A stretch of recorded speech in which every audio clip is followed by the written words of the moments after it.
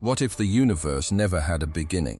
It's a question that quietly dismantles everything you were taught. Most people think the Big Bang was the ultimate starting point, the very first moment of everything. But what if that popular story is fundamentally wrong? Pushing past that familiar idea opens up a hidden war, a clash of ideas raging at the very heart of modern physics. This isn't science fiction, and it's not a settled debate. It's the most intense intellectual battleground right now, forcing a complete rethink of reality itself. Georges Lemaître was a Belgian priest and physicist, but before he was either of those things in the public eye, he published an idea in 1927 that would quietly detonate the foundations of modern cosmology. In the pages of the État de la Société Scientifique de Bruxelles, he proposed that the universe began as a single primordial atom, a theoretical seed that contained everything we see today. This was the first real articulation of what we now call the Big Bang, and it came from a man of the cloth, not an astronomer staring through a telescope. 2 years later, in 1929, Edwin Hubble provided the observational muscle that Lemaître's math desperately needed. By studying 24 galaxies, Hubble noticed that their light was shifted toward the red end of the spectrum, and crucially, that shift grew larger with distance.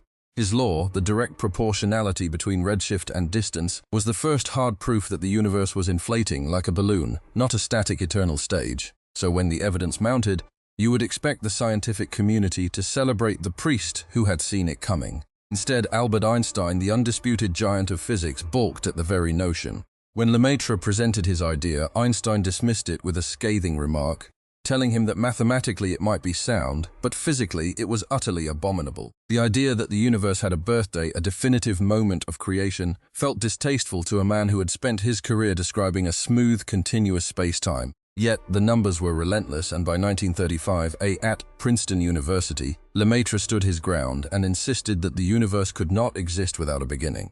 That face-to-face conversation, armed with the accumulating redshift data, finally chipped away at Einstein's resistance and won him over to the idea of an expanding cosmos. But there is a layer to this story that often gets brushed aside. A prejudiced Lemaître fought his entire career. He was a Catholic priest, and the public, along with many of his peers, assumed his Big Bang was just a religious creation myth dressed up in mathematical robes. They whispered that he was trying to smuggle God into physics, but Lemaître was adamant that the two realms were separate and should never be conflated. He spent years defending his science from friendly fire, even from the Vatican itself. In 1960, Pope John Paul II asked for his opinion on the Church endorsing the Big Bang, and Lemaître firmly refused, saying this was not a matter for religion. He wanted his theory to stand on evidence alone, not on divine authority, and that distinction is exactly why his work remains a scientific landmark rather than a theological footnote.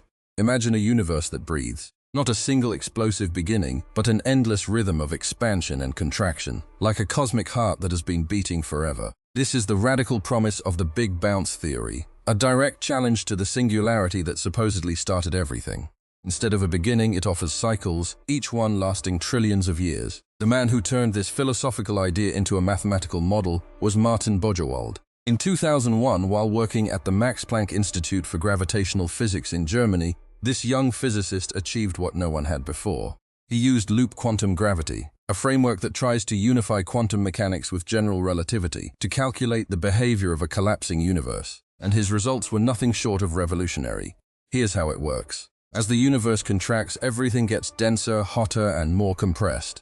But instead of collapsing into an infinitely dense point where physics breaks down, quantum gravitational effects create a powerful counterforce. At a mind-bending density of about 1094 grams per cubic centimeter, this quantum repulsion kicks in. The contraction halts, and the universe bounces back outward, starting a new cycle of expansion. This is the core of the Big Bounce. There is no dramatic origin story, and there is no moment of creation. The universe simply transitions from one phase to another, like water turning to steam and back again, but on a timescale that spans trillions of years. The Big Bang we observe is then just the most recent bounce in an infinite sequence. The appeal of this model lies in its ability to fix one of the most glaring problems with the standard Big Bang theory. That theory points to a singularity, a point where density and energy become infinite, and all our equations break down. Albert Einstein himself was disturbed by this concept, famously calling the idea of a spacetime with such a beginning a source of fantasy in his private writings. The mathematics of general relativity, his own masterpiece, simply cannot describe what happens at that point. The Big Bounce elegantly sidesteps this catastrophe. By avoiding the singularity altogether, it preserves the predictive power of physics. Instead of a breakdown, there's a transition. Instead of a wall, there's a doorway. But as elegant as this sounds, the theory hasn't been universally embraced. It faces a major hurdle that even its creator couldn't ignore, and it involves a wall of information that might be impossible to see through. But here is where the story takes a sharp, unexpected turn. In 2006, Martin Bojowald published a follow-up study that seemed to undermine his own beautiful creation. His team revealed in Physical Review D that the universe before the Big Bounce could not be fully calculated, as if a wall of information prevented us from peering into that earlier existence.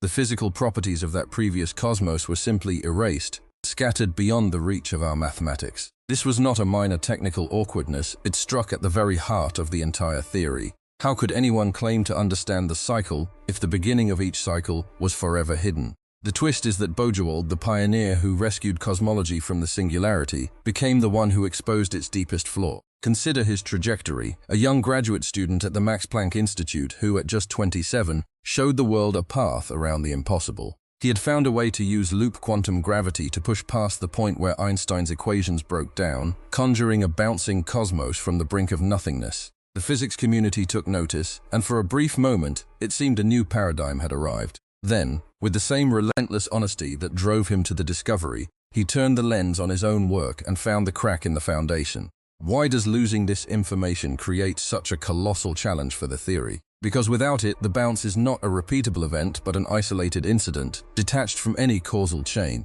The very notion of a cycle implies a connection between what came before and what comes after, yet this wall severs that link completely. The universe before the bounce could have been filled with entirely different forces, particles, even laws of physics, and we would have no way of knowing. And his admission was public and unambiguous, confessed in his 2010 book The Bounce Universe, where he laid out at least 3 unsolved limitations that still plagued his model. The man who opened the door was now telling everyone that the room beyond was smothered in fog. This raises an uncomfortable question that sits at the edge of the whole endeavor. If we cannot know what the universe was like before the bounce, can we ever confirm that the Big Bounce actually happened? The uncertainty gnaws at the theory because it cannot be resolved with better telescopes or more precise instruments.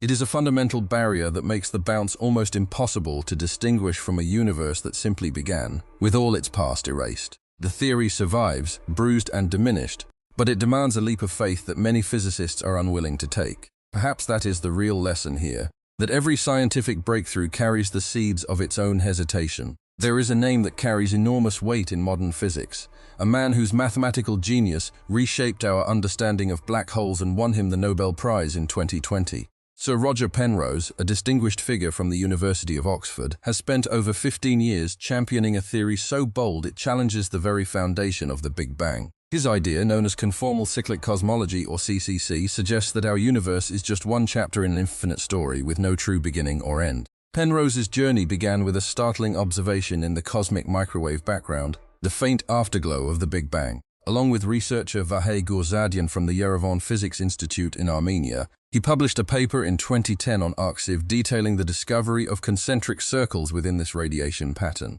According to Penrose, these rings are not random noise. They are the fossilized remnants of gravitational waves from a previous universe imprinted on our own sky. He argues that these circles are the only possible observational evidence that could support his radical theory.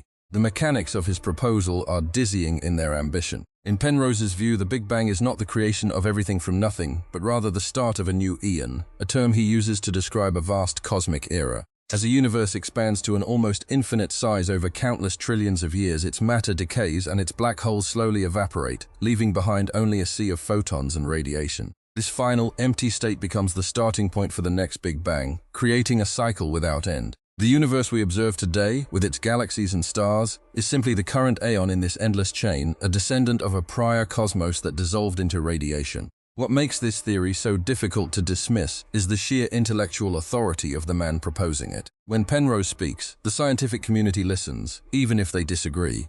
His Nobel Prize in 2020, shared with Reinhard Genzel and André Ghez, was awarded for proving that black holes are a direct consequence of Einstein's general relativity, a discovery that Einstein himself doubted for decades. To see the same mind now coming to the conclusion that our universe is merely a cycle in an endless pattern forces even the most skeptical physicists to pause and take a second look. But while Penrose's theory captured the imagination, it was about to run straight into a brutal wall of data. In 2023, researchers at the Perimeter Institute for Theoretical Physics in Canada, the very place where Stephen Hawking once worked, published a new study in Physical Review D that took direct aim at those concentric circles. Their analysis suggested that the patterns Penrose and his colleague had found in the cosmic microwave background weren't ancient imprints at all. Instead, they were likely caused by something far more mundane, galactic contamination. To understand the problem, you have to picture what the microwave background actually looks like. It's not a clean, empty canvas, it's a messy one. Our own galaxy, the Milky Way, sits right in front of us, and it emits dust and gas that interfere with the signal from the edge of the universe. Foreground objects and galactic contamination can mimic faint signals, creating patterns that look meaningful when they're actually just noise. The Perimeter Institute team showed that when you carefully subtract this foreground noise, the circles Penrose had found largely disappeared. And that's the moment where a bold theory meets the unforgiving reality of observation. The problem didn't stop at the raw data. There's a deeper, more systemic issue that makes the scientific community hesitant to embrace Penrose's idea, and it has to do with the paper trail itself.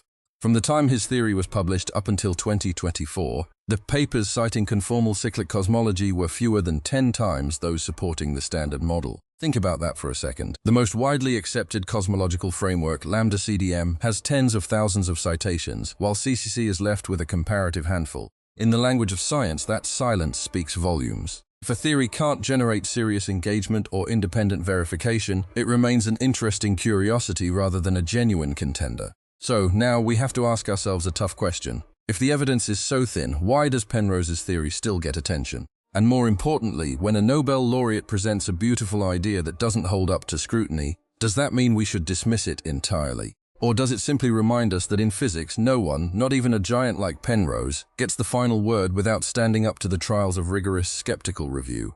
Maybe the truth is that the universe is always stranger than our best stories. And if that's the case, then the search for what came before the Big Bang is just getting started.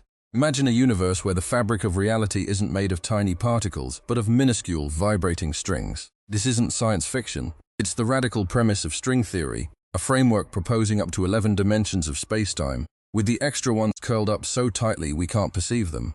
The idea, championed by figures like Nobel laureate David Gross, suggests these hidden dimensions might hold the key to a universe without a singular beginning. And from this mind-bending concept springs a completely different escape route from the Big Bang's initial paradox. In 2001, a team led by Paul Steinhardt of Princeton, along with Justin Corey and Bert Ovruth, proposed the ekpyrotic model, where our universe is born from the collision of two parallel membrane-like worlds in this higher dimensional space. It's a dramatic picture, utterly distinct from a single point exploding outward, and it completely sidesteps the problematic singularity where our physics breaks down. Steinhardt, a vocal critic of the standard story, has long argued that the Big Bang is a tale with too many holes, and his model offers a narrative where the cosmos cycles through epochs of creation without ever needing a definitive start. But here's the catch. Where the Big Bang relies on a sudden, violent expansion, the ekpyrotic model depends on the slow, graceful approach of these cosmic membranes. It's a completely different choreography for the birth of everything, and it forces us to question whether our universe is a unique event or just one act in an endless cosmic play. In 1965, two astronomers at Bell Labs in Holmdel, New Jersey, were trying to eliminate a persistent, annoying hiss coming from their radio antenna. Arno Penzias and Robert Wilson had even climbed inside the instrument to scrape off the pigeon droppings they suspected were causing the noise, but the faint signal remained. That stubborn static, a microwave whisper at a wavelength of 7.35 centimeters, was something far more profound than equipment malfunction. It was the echo of the universe's birth. This accidental discovery, which would later earn them the Nobel Prize, was the cosmic microwave background radiation, the afterglow of the Big Bang itself, and it handed the standard model its most devastating piece of evidence. Now, this isn't just any noise. It is the most precise measurement in all of cosmology, a near-perfect blackbody spectrum with a temperature of 2.725 Kelvin, plus or minus a mere 0.000 degrees. This figure, pinned down with incredible accuracy by the COBE satellite in the early 90s and then refined by WMAP in the 2000s, is the canvas upon which the universe's history is painted. But the true wonder, the detail that sends a chill down any physicist's spine, lies in the subtle imperfections. The CMB is not perfectly smooth. It has a structure of anisotropies, tiny temperature fluctuations of about 1 part in 100,000 or 10 to the power of -5. Why should these minuscule variations matter so much? Because they are the seeds of everything we see today, every galaxy, every star, and every planet. These imperceptible ripples in the fabric of space were the gravitational blueprints that over billions of years pulled matter together to form the grand structures of the cosmos. And this is the benchmark that any theory of the universe, any rival to the Big Bang, must not only explain but reproduce with mathematical precision. A theory that can't predict these exact tenor-mana-phi fluctuations isn't just imperfect, it's dead in the water. So, a quick test for any alternative. Can it account for this 2.725 Kelvin glow, the 75-25 ratio of hydrogen to helium, and the expanding universe described by Hubble's law? It's an incredibly high bar. But here's the question that keeps some cosmologists up at night. If the standard model is so flawless, why are the newest measurements of cosmic expansion revealing anomalies that it cannot quite explain? We were taught that the universe began with a bang, a single explosive moment that set everything into motion. But what if that story is incomplete? What if the very model we treat as sacred is hiding cracks so deep that they might just pull the whole thing apart? Let's be clear, the standard Big Bang model, for all its success, has a problem, and its name is dark energy. In 1998, Saul Perlmutter, Brian Schmidt, and Adam Riess were expecting to find that the universe's expansion was slowing down, pulled back by the gravity of all the matter it contains. Instead, they found the exact opposite. The expansion is accelerating. It was a twist so shocking that it flipped the script of cosmology. By 2011, their discovery had earned them the Nobel Prize in Physics, but it also handed the field a puzzle that remains unsolved to this day. Why are the galaxies fleeing from us faster and faster? To explain this, scientists had to invent a placeholder, a name for something we can't see, can't touch, and don't understand: dark energy. According to data from the European Space Agency's Planck mission, combined with NASA's WMAP observations, this mysterious force isn't a minor detail, it dominates everything. The universe is made up of roughly 68.3% dark energy, about 26.8% dark matter, and just a tiny sliver, often mere 9%, that makes up stars, planets, and us. Picture that for a second. Everything we have ever known, every rock, every tree, every human, is just a rounding error in the cosmic ledger. So here's the terrifying part. The Big Bang Theory doesn't just have a missing chapter, it has a missing protagonist. We have no idea what this dark energy really is. It's a label we stuck on an observation we can't explain. Scientists have proposed ideas, from a cosmological constant that Einstein himself once called his biggest blunder, to a dynamic field that changes over time, but no one has a definitive answer. This means the theory that tells us how the universe began is built on a foundation that is 95% unknown. That isn't a guess, it's a fact. So, when you hear people say that Big Bang is settled science, take a step back. It's the best story we have, but it's a story with a hole in its heart. If the model can happily accommodate a force that makes up most of reality and simply label it dark, then are we really explaining the universe, or are we just naming our own ignorance? The fact that the greatest minds on the planet can't tell you what this dominant energy is should make you wonder. Now, if the standard model is this shaky, you might think the alternative theories have an easy path. But that's where the plot takes another turn. The path to acceptance for those ideas isn't open, it's a maze. The answer doesn't lie in astronomical data alone, but in the very way we think about time itself. Here is the script for Section 9, written in English and following all specified constraints. Think about that for a second. We assume time flows from past to present, but what if the very fabric of cosmic history refuses to be measured so neatly? This is exactly the new headache that Martin Bojowald and his team at Penn State have just dropped onto the physics community in 2025, published in Physical Review D. They have formulated a fresh problem about measuring time across successive cosmic cycles, and the implications are deeply unsettling for the Big Bounce model. The core issue is that once the universe collapses and rebounds, the mathematics suggest that any clock you might use to count those cycles simply loses its meaning. So why exactly is a lack of precise time such a fatal problem for a theory that claims the universe bounces? It undermines the entire concept of a cycle, because a cycle implies a duration, a sequence, and a defined beginning and end. Without a working definition of time, you cannot say that one bounce happened after another, or that the universe has a rhythm at all. It would be like reading a book where every page is blank, but you are still expected to know the plot twist at the end. This new challenge from Bojowald lands in the middle of an already uncertain landscape. Just last year, in 2024, a separate team at Aix-Marseille University in France published their own findings in Physical Review Letters, exploring the Big Bounce with the accelerating expansion we observe today. Their work suggested that the universe might not just be a single bounce, but could experience multiple successive cycles, adding even more layers of complexity to the model. Taken together, these two studies expose a serious internal tension among the very people who are trying to champion the cyclic universe as the next big thing in cosmology. If the French team says the cycles can repeat, but the Pennsylvania team says you cannot measure time within those cycles, then what does that do to the word cyclic? The word begins to tear at the seams. A repetition without a clock is not a repetition, it is just a blur of events with no order. This creates a bizarre paradox where the theory suggests endless loops of existence, yet it cannot tell us if the loop we are in is number 1, 100, or 1 billion. The concept of cyclic loses its explanatory power when you strip away the very dimension that defines a cycle. And this forces a much deeper, more uncomfortable question that goes right to the heart of the matter. Is cyclic even the right word to describe a universe that cannot pin down the duration of a single heartbeat? Maybe the entire framework of bounce and cycle is just a human metaphor that breaks down at the quantum level, where our intuitive sense of time, of things starting and ending, simply evaporates. The very idea that we can slice the history of the cosmos into a neat sequence of bounces might be a profound illusion, a story we tell ourselves because our brains cannot handle a temporal reality that is fundamentally different from the one we experience. In 2017, the detectors at LIGO and Virgo registered something extraordinary. The collision of neutron stars, an event now 10100811.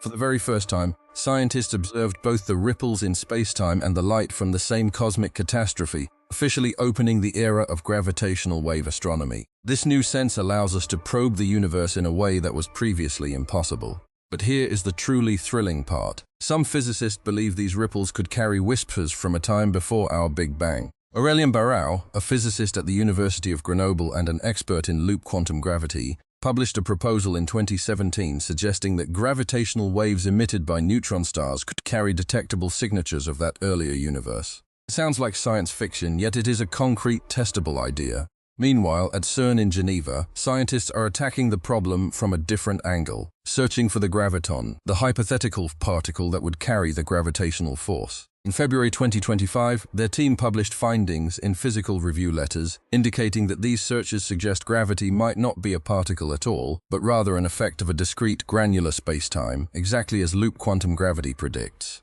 So the question becomes a practical one. Can we check this? These experiments are not just abstract theories but are happening right now, using real data and real machines. Whenever you watch a video about the Big Bang on social media, you should verify the author's name, the publication year, and any specific numbers cited. If those details are missing, treat the claim with suspicion. This is the new frontier, where the most profound questions about our origins are being tested in laboratories, and the answers might be just around the corner. The Big Bang tells a beautiful story, but it has some nagging problems that refuse to go away. Consider the quasars. NASA's Chandra X-ray Observatory found supermass black holes that were already fully formed when the universe was only 1 to 2 billion years old, which feels like finding a fully grown tree in a garden you just planted yesterday. How did these cosmic giants grow so fast when the standard timeline says they shouldn't have had enough time? This is a serious headache for the standard model, and it's not the only one. The data from the Dark Energy Spectroscopic Instrument, or DESI, which mapped over 5 million galaxies in 2023, shows that the universe is expanding unevenly, a discovery that challenges both the standard lambda CDM model and its rivals alike. These cracks make you wonder if the whole picture is incomplete. Meanwhile, the alternative models keep fighting for survival, and none has given up. Paul Steinhardt, the Princeton physicist, has been updating his ekpyrotic model for over 2 decades, insisting that the Big Bang is a story with too many holes that we have accepted too easily. But here is what makes this whole debate even richer. The idea that the universe has no beginning is much older than you might think. Back in 1964, the Soviet physicist Yakov Zeldovich developed a theory of a quantum static universe, specifically to avoid the conclusion that everything started at a single point, long before he and Robert Dicke fully embraced the cosmic microwave background as the smoking gun for the Big Bang. So the instinct to reject a starting point has deep roots. Stephen Hawking himself wrestled with this when he and Jim Hartle published their no-boundary proposal in 1983, suggesting that time behaves like the surface of a sphere, with no edge and no beginning. Yet in a 2006 interview with National Geographic, Hawking admitted that his model was just a mathematical approximation, and that cosmology still holds countless unknowns, a humble confession from one of the greatest minds in physics. It seems that the more we learn, the more the universe reveals how much we still fail to grasp. And perhaps that is exactly why this question remains so fascinating. So, does the universe need a beginning? We have walked through the battlefields of cosmology, from Lemaître's primeval atom to the rhythmic heartbeat of Big Bounce, from Penrose's grand cycles to Steinhardt's colliding brains. Each offers a story, a narrative to replace the singular origin, yet none has produced evidence that silences the rest. The standard model stands strong on its cosmic microwave background, but it still leaves us staring into the dark void of dark energy, admitting we understand almost nothing about 95% of the cosmos. It is worth remembering that even the giants of the field wrestled with these limits. Stephen Hawking and Thomas Hertog once proposed a universe with no boundary using the concept of imaginary time, yet Hawking himself later admitted to National Geographic that this powerful idea was only a mathematical approximation. If the most celebrated mind in cosmology could not deliver a definitive answer, the rest of us should hold our conclusions loosely. For now, the question of whether our universe is a single unique event or just one breath in an eternal cycle remains a matter of deep unresolved debate. Perhaps the most honest answer is that we simply do not know, and that uncertainty is the most exciting part. Sean Carroll argued in 2017 that the universe doesn't need a purpose or a starting point, a philosophical stance that strips away the need for a moment of creation. And back in 2010, Science magazine listed the cyclic universe among the 10 biggest unanswered questions in physics, a clear sign that the idea is not fringe but a legitimate scientific puzzle. The journey to understand our origins is far from over, and the conclusion is still being written. So what do you believe? The investigation itself, the search for answers, is what defines our curiosity and our intelligence. Whether we uncover a singular beginning or an infinite loop, the discovery will reshape everything we know. Keep questioning, keep exploring, and never accept a story just because it is the easiest to tell. The truth, whatever it is out there waiting to be found.